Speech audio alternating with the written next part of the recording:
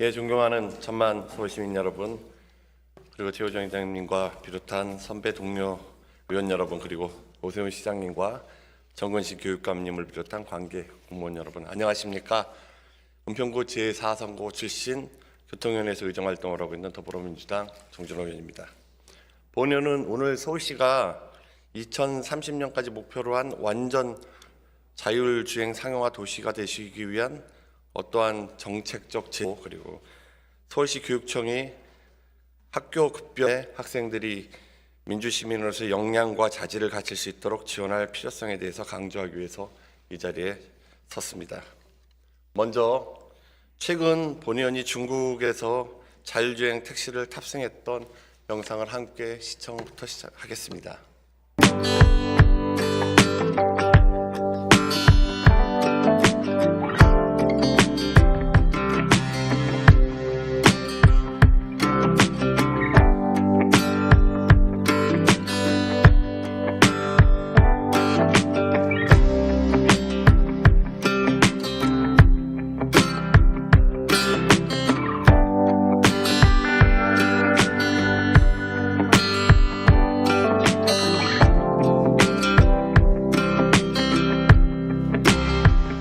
카메라가 얘를 인지하는 능력이 엄청나네요. 이야, 놀랄만한.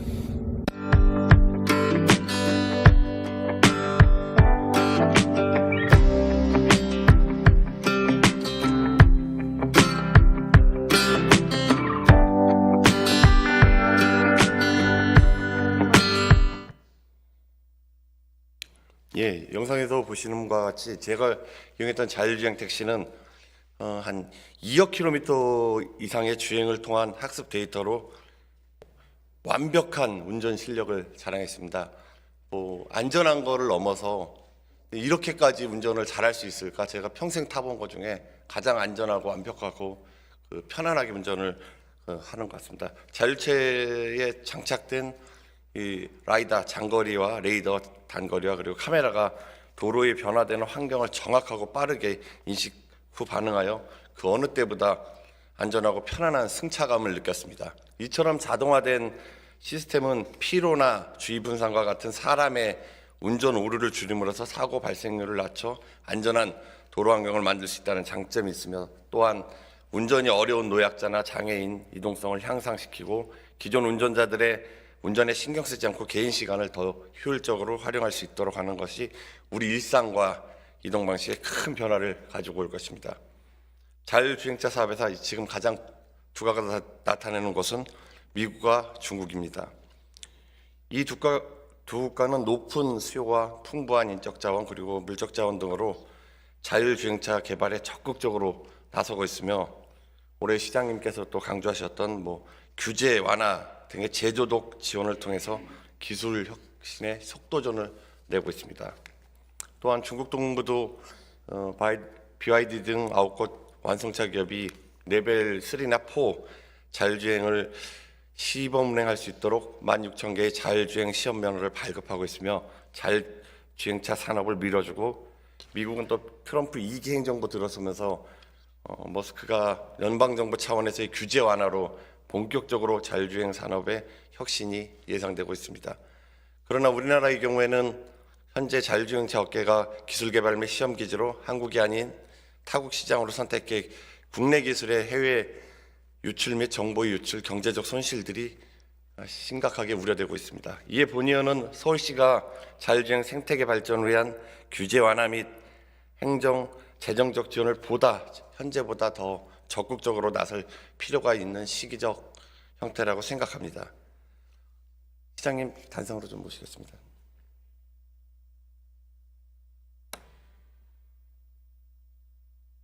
네.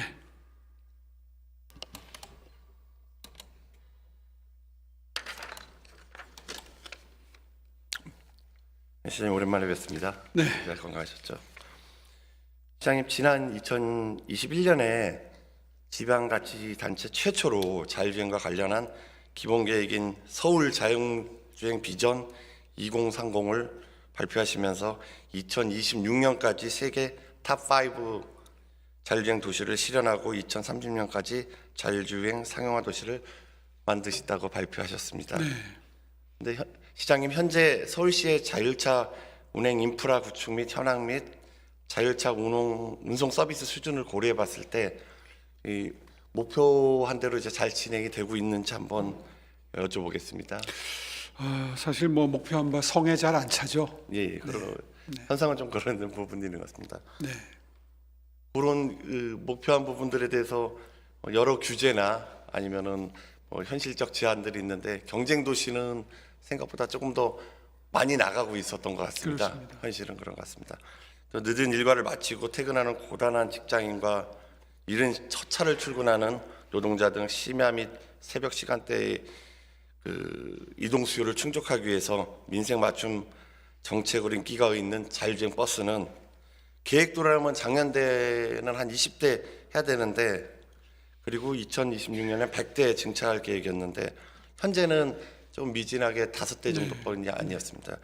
그 목표만큼의 그 갭이 생긴 이유가 어떤 부분이 있습니까, 시장님? 여러 가지 이유가 있을 수 있겠죠. 네. 여러 가지 실증 사업을 제때제때 계획대로 했으면 지금쯤 모든 진도가 원래 계획대로 나가 있을 텐데, 의원님 질문 준비하신 거 보니까 아마 이 분야에 대해서 굉장히 천착을 하신 것 같은데, 잘 아시다시피 처음에는 그 자율주행 방식이 차량과 도로 양쪽에 인프라를 구축을 해서 상호 레이더나 라이다를 통해서 교감하는 방식으로 진행되는 걸 전제로 인프라 구축을 시작을 했지 않습니까? 그래서 뭐 그때까지만 하더라도 이 복잡한 서울 시내의 복잡한 골목길까지는 그게 힘들 테니까 2차선 도로까지라도 그 도로 주변에 여러 가지 인프라를 구축하자, 뭐 이런 계획도 세웠던 걸 기억을 하는데요. 아마 알고 계실 겁니다. 그 이후에 기술이 발전하면서 그렇게는 감당하기가 오히려 어렵고 훨씬 더 비용이 많이 들어가겠다. 그러니 도로 주변의 환경을 그렇게 만드는 것보다는 자동차 자체적으로 모든 정보를 입수하고 판단해서 말하자면 도로가 아닌 주행 상황에서도 충분히 자율주행을 할 수 있을 정도의 자체적인 차량 내에 내장할 수 있는 시스템으로 방향을 선회하게 됐죠. 예, 그렇게 하다 보니까 기존에 하던 투자가 실효성 있는 투자일지에 대한 일단 의문이 생겼고요. 이제 그 점에 대해서 지금 국내에서 자동차 회사들과 소통을 하는 과정에서 조금 좀 그 확신이 서지 않는 이런 상황이 된 것 같습니다. 그렇게 해서 이제 모든 게 다 수정되는 그런 단계에 이르렀고요. 그것은 최근에 현대차를 비롯해서 자율주행을 준비하는 자동차 회사들과 소통한 내용을 보고받아 보니까 사실상 기존의 이 커넥티드 카 시스템, 아까 처음에 말씀드린 그 시스템으로는 승부하기가 어렵다, 이렇게 판단을 한 것 같습니다. 그래서 이른바 스탠드얼론이라고 그러나요? 그 자동차 내에 자체적으로 장비를 설정을 해서 그것으로 모든 정보를 받아들이고 판단해서 주행을 하는 그런 쪽으로 방향을 선회하는 단계에 이른 것 같고, 이제 그렇게 되면 또 이제 좀 많은 것이 달라지게 되겠죠. 이제 이런 것들이 뭐 영향을 미치고 있다, 저는 그렇게 파악하고 있습니다. 그러니까 경쟁 도시 샌프란시스코 의모나 아니면은 그 상하이나 베이징, 선전, 그리고 광저우의 현재 경쟁 도시의 상태는 서울보다 이 분야에 대해서는 서울이 더 잘하는 분야도 많지만 이 자율주행 분야에 대해서는 그쪽이 더 많이 앞서고 있는 건 기술적으로 사실인 것 같습니다. 지금 뒤처지기 시작한 거죠. 예, 2억 킬로나 그 자율주행에 대한 프로그램을 트레이닝을 시켜놔가지고 이 부분에 대해서 상당히 좀 우려가 되는, 의원 입장에서 우려가 되는 부분이 그러니까 있었습니다. 이제 이게 스탠드 언론 방식으로 가게 되면 결국 데이터를 얼마나 많이 누적하고 쌓아서 그것으로부터 경우의 수를 추출해내서 스스로 AI가 판단해서 결정을 하듯이 이 데이터의 축적이 가장 큰 바탕인데, 뭐 그 점에 있어서도 저희가 불리할 수밖에 없죠. 저희는 각종 교통 규제도 있고, 그런데 그런 나라들은 과감하게 규제를 풀어서 실험을 하고 있기 때문에 사실 그 경쟁에서 앞서기가 어려운 거죠. 과거 22년 6월에 시장님 그 삼성역 일대에서 자율 네. 택시를 한번 타보셨지 않습니까? 이런 부분들에서 서울시가 이제 뉴욕, 런던, 파리보다 앞서가려는 목표를 세우시고 그런 도시의 자율 교통 형태를 취하시려고 했는데 이런 아까 시장님께서 말씀하셨던 이런 부분들에서 자율주행차 활성화가 아무래도 노력을 이렇게 하고 중간에 그 정책의 변화 과정을 어쩔 수 없이 생겼는데 이 부분들을 지금 따라가려면 그러면 어떻게 하고 속도를 내지 못했던 그런 원인들은 정책의 변화가 있었다고 생각하는 처음에 사실 뭐 서울시의 정책의 변화라기보다도 저희야 자동차 회사에서 자율주행 시스템을 개발하고 계속 업그레이드 하는데 최대한 그 도와주는 역할이랄까요? 저희가 직접 기술을 개발할 수는 없는 일이니까요. 예, 그렇죠. 이제 그렇게 되는데 아까 설명드린 것처럼 커넥티드 카 개념에서 스탠드얼론 개념으로 방향이 선회되면서 사실은 공공에서 도와줄 부분이 그만큼 줄어들게 된 거죠. 왜냐하면 도로 주변에 여건을 만들어주고 인프라를 구축해주고 각종 기계장치를 설치해줄 이유가 사라진 거니까요. 예. 그러니까 그런 부분에 대해서는 저희가 그 개발을 하는 회사 입장에서 더 많은 투자를 하게 되면 저희들은 거기에 맞추어서 더 많은 투자를 하면서 도와드릴 용의는 얼마든지 있었지만 설명드린 대로 그렇게 방향을 선회하는 과정에서 저희의 도움이 꼭 전제가 되는 시스템이 아니기 때문에 일단 그 기술 개발이 선행이 돼야 이제 거기에 걸맞는 각종 도움을 줄 수 있는 이게 정책을 뭐 차량 구사할 수 회사의 있겠죠. 문제보다는 이제 인공지능 회사나 아니면 이런 소프트웨어 업체들이 이쪽으로도 해야지 너무 차량 회사 쪽에만 의존하는 부분들이 뭐 그 강했던 부분은 아닌가요? 그러면은 글쎄 그런 뭐 구체적인 사정에 대해서는 제가 다 파악을 하고 예, 있지 그래. 못합니다. 네. 그런데 한 가지 중요한 것은 지금 스스로 학습하고 추론하는 시스템으로 자동차가 자율주행 시스템이 가고 있기 때문에 뭐 AI 부분에 있어서도 저희가 지금 기술을 뭐 세계적으로 선도하지 못하는 그런 형편인데 자율주행도 자연스럽게 뒤처질 수밖에 없는 그런 현실을 인정하지 않을 수가 없습니다. 그래서 이제 그때 처음에 예산을 잡을 때 서울시는 2022년부터 26년간 5년간 자율차 상용화로 해서 1,550억을 투입할 계획이었으나 지금 현재 3년간 실제 투입된 예산은 65억 정도밖에 네, 되지 그렇습니다. 않습니다. 이게 이제 투입할 곳이 없어서 이런 현상이 일어났는지 아니면 장기적 계획에 아까 말씀하신 변화 때문에 그런 건지 이 부분에 대해서 한번 설명해 여기 주시기 띄워놓으신 바랍니다. 표를 보면 네. 저 가운데 왼쪽에 있는 표 그 중간에 인프라 구축이라고 돼 있죠. 예. 저게 바로 이제 도로 양쪽에다가 도로 환경을 그 차와 교감할 수 있는 그런 시스템을 깔아주는 건데 그게 이제 저희가 도와줄 일이죠. 그런데 지금 방금 전에 설명드린 대로 그런 시스템을 구축할 필요가 없어지게 된 거죠. 그러니까 기술발전지원금이 그 집행되지 않았고 또 이런 부분들이 처음에 계획의 설정이 그러니까 자동차 스스로가 인지하는 이런 해야 되는데 이 부분에 오류가 생겨서 정책 변환이 불가피한 상황이지 않습니까? 그렇습니다. 예, 그래서 서울시가 글로벌 탑5 자율주행 도시가 위상으로는 좀 급하게 가야 되는 현실에 봉착한 것 같습니다. 그래서 하여튼 시장님, 서울시가 세계적 수준의 자율주행 상용화를 통한 시민의 이동의 자유를 구현할 수 있도록 규제 완화를 위한 관련 제도 개선에 더 적극적으로 나서주기 요청드리고요.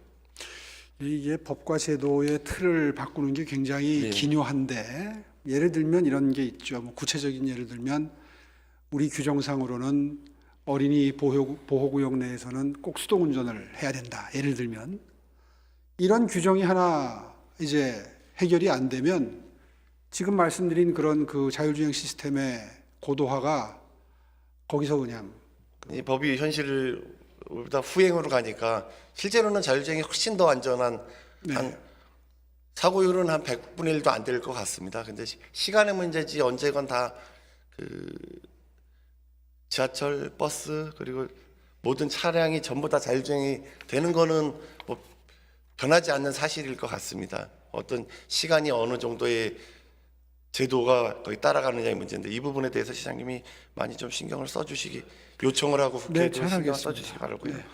그리고 거기에 따른 기관 산업들 데이터 센터나 아니면은 이런 부분들도 잘 그 정리 모빌리티 서비스 업계와 긴밀히 협력해 주시기 바랍니다. 네.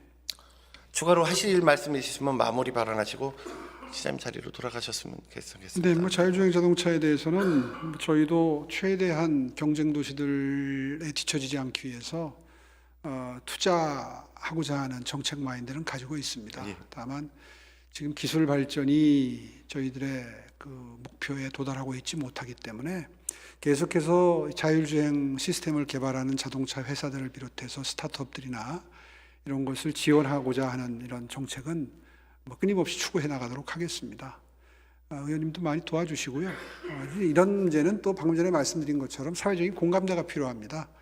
어느 정도 과연 안전을 포기하면서까지 과감한 자율주행 데이터 축적에 나설 것이냐. 이건 사실 어느 정책 결정자 한 명이 결단을 해서 될 수 있는 문제는 아니고 사회적인 어떤 공감대가 필요하겠죠. 경쟁 도시는 그게 다 말씀하신 부분이 다 실증이 돼버려 가지고 경쟁 도시들도 그 네. 체제가 예. 자유민주주의 체제냐 권위주의 예. 체제냐에 그렇죠. 따라서 또 좀 차이가 있는 건 의원님도 잘 알고 계시지 예. 않습니까? 그런 거기는 의미에서 밀어붙이는 형태의 중국은 뭐 그렇죠. 그렇고 미국은 대량의 자본에 조단이 넘는 자본에 해서 사실은 이 부분에 한계가 있는데 그래도 극복해내고 이 부분에 대해서 달성해야 되는 행정 목표는 변하지는 않을 것 같습니다, 시장님. 예.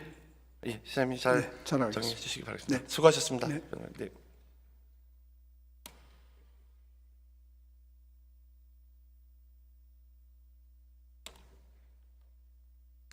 예, 다음으로는 서울교육행정과 관련해서 본의원이 작년 11월에 정례 시제용 질문을 통해 교육감님께 사실에 기반한 근현대 역사 교육을 당부한 바가 있었습니다.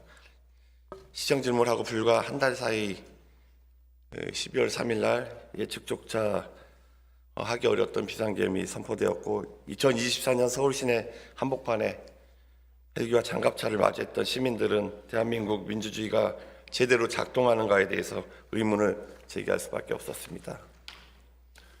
이에 비상계엄 여파로 양극단화와 또 사회 경제적 혼란이 극심해지고 국민 사이의 분열과 갈등이 고조되고 있어서 걱정과 우려가 목소리가 높아지고 있습니다. 정근식 교육관님 단상 앞으로 모시겠습니다.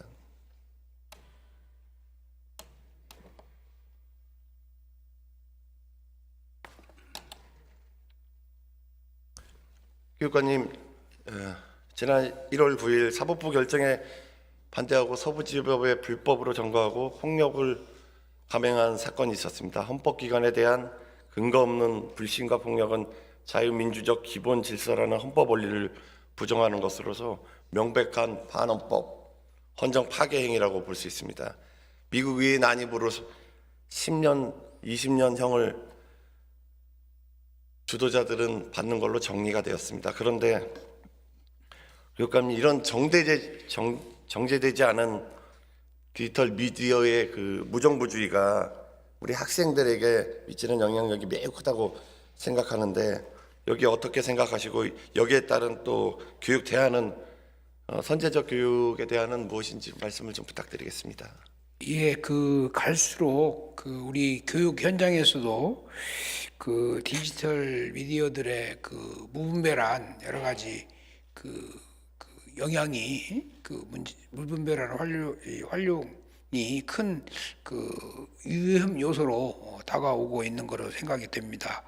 예, 무엇보다도 우리 학생들이 이 디지털 리터러시 교육을 통해서 제대로 된 정보를 받고 또 제대로 활용할 수 있는 그런 디지털 리터러시 교육이 점점 필요해지고 있다 이렇게 생각을 하고 있습니다.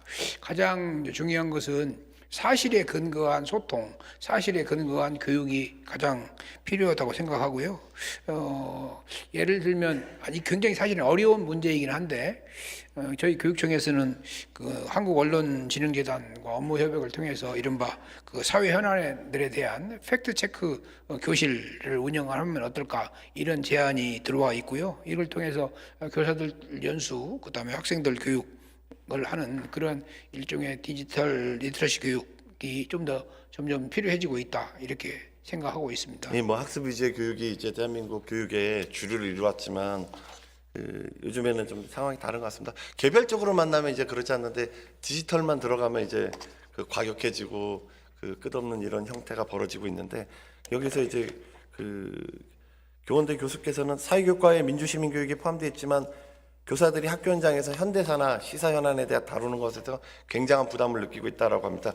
그 공백을 이 사회의 선배들이 아니라 유튜브가 다 메꾸고 있다고 합니다. 이렇게 인터뷰한 바가 있고 민주시민 교육의 공백과 실질적인 디지털 문해력 교육의 부재로 인해서 학생들이 유튜브로 선을 넘는 극단적인 주장과 왜곡된 사실들이 무분별하게 학습되고 있다면 이거는 교육의 수장으로서 좀 바로잡아야 되지 않겠습니까?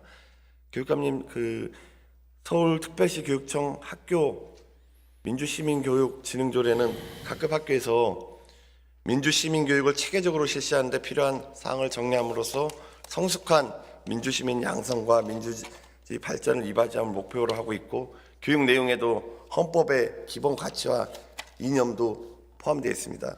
현재 관내 초, 중, 고등학교에서 학생들에게 지속적으로 체계적인 헌법 가치 및 이념 교육이 제대로 이루어지고 있다고 판단하십니까? 현상은?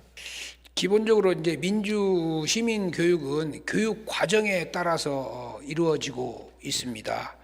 특히 이제 현 시국과 관련해서 국민의 기본권 또는 대통령, 정부, 헌법재판소 등 국가 존립의 근간이 되고 있는 그런 헌법에 대한 관심과 헌법 교육의 필요성이 의원님께서 말씀하신 대로 점점 커지고 있습니다. 현재 우리 사회과 교과 과정에 교육 과정에 헌법 교육이 규정되어 있고 그것에 따라서 초중등 고등학교에서 헌법 교육을 제대로 실시하고 있습니다. 이게 보통 선택 과목인 정치와 법을 선택한 학생들은 이제 수능에 출제될 문항 중심으로 헌법 교육이 이루어지는 면이 있지 않나 싶습니다.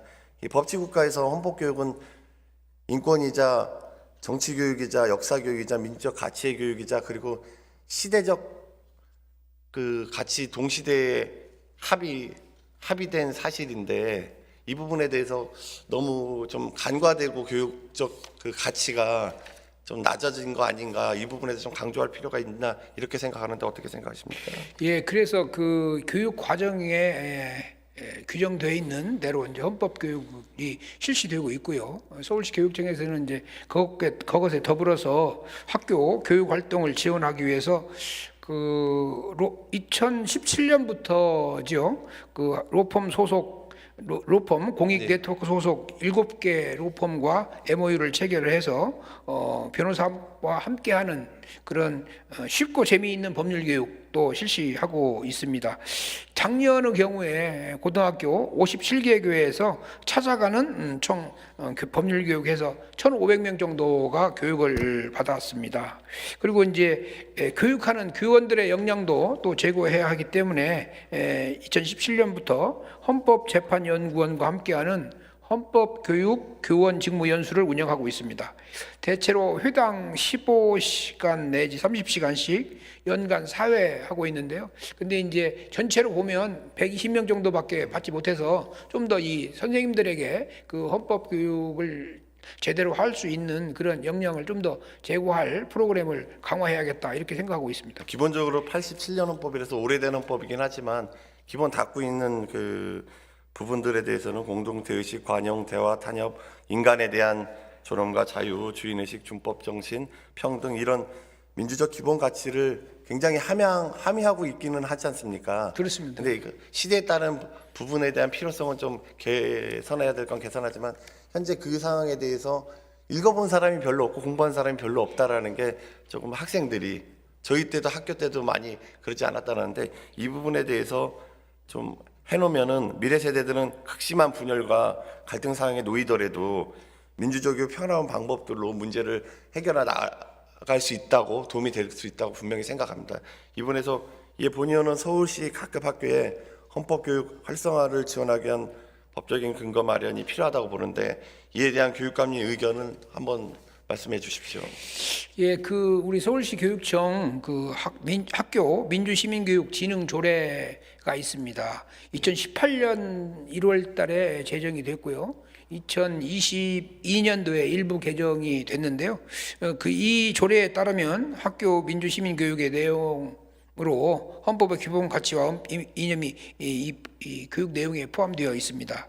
이를 기반으로 해서 이제 학교 현장에서 그 사회과정에서 그 아까 말씀드린 대로 교육 과정에서 헌법 교육을 열심히 실시하고 있는데 사실은 그 우리나라의 교육의 현장의 관행상 현안 문제를 직접 다루는 것에 대해서 상당히 많은 그 부담을 느끼고 있는 게 사실입니다. 사실이죠. 그래서 이제 그런 조례를 통해서 만약 좀 더 현안에 대한 그렇지만 정치적으로 어떤 편파성이 없는 이념적으로 이 중립적이고 균형적인 그런 교육 기회가 있으면 학생들에게 훨씬 더 민주 시민으로서의 그런 교양을 높이는데 그 판단의 근간이 헌법이 된다고 생각을 하고 예. 그게 이제 전체 사회 공동체인들의 그 약속이고 규약이기 때문에 이 부분에 대한 교육을 함의한 다음에 판단을 해야 돼서 이 교육이 필요하다고 본의원이 생각해서 말씀드리는 부분이었습니다. 이게 가장 중요한 부분은 헌법이 멀리 있는 저기 뭐 하늘 위에 있는 게 아니라 바로 우리 일상생활 속에 우리 삶 속에 그리고 학교 현장 속에서 지켜져야 할 최고의 기본적 규범이다라고 하는 것을 받아들일 수 있는 그런 문화적 풍토가 마련돼야만이 제대로 된 학교 교육에서의 민주시민 교육이 이루어질 수 있다고 저는 생각하고 있습니다. 예, 교육감님. 서울시 교육청도 무늬만 민주시민 교육이 아닌 진정한 헌법 교육을 통해서 학생들이 법 앞에서 모든 사람이 평등하다는 원칙을 체득하고 준법 정신을 함양하고 또 법과 질서와 규범을 존중하고 어른으로 선장하고 하는데 이제 교육청이 앞장서서 동참해 주시길 바라겠습니다. 예, 알겠습니다. 저희 교육청에서도 점점 그 민주생활 교육과의 그 업무가 자꾸 이게 늘어나고 있고 네. 그 기능이 강화될 필요가 있음을 실감하고 있습니다. 예, 교육감님 수고하셨습니다. 예. 자리로 돌아가십시오.